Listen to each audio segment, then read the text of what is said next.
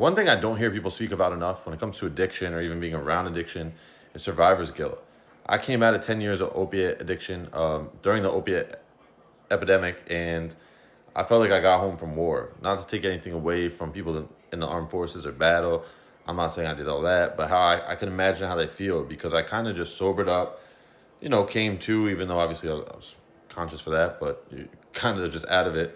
And, it was like me and three friends out of 30. From people we used to dealers to really good friends in addiction that we were friends with before addiction.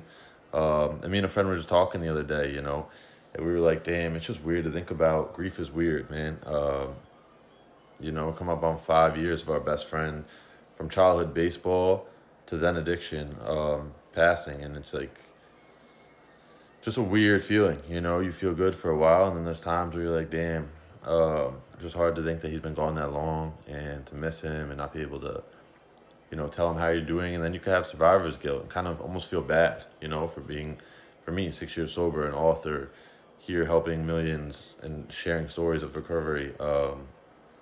It's weird to think back and say, if you could see me now.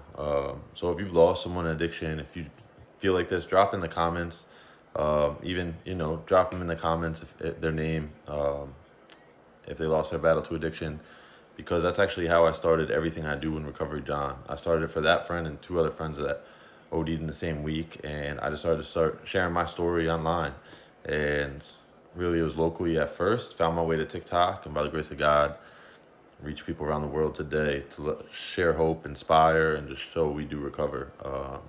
You can get help and you can get better. I was useless, I was lost, I was depressed, I was addicted, I was arrested, I was everything. I had nothing going for me, and I got the help I needed, and by the grace of God today, one day at a time, I'm able to stay sober.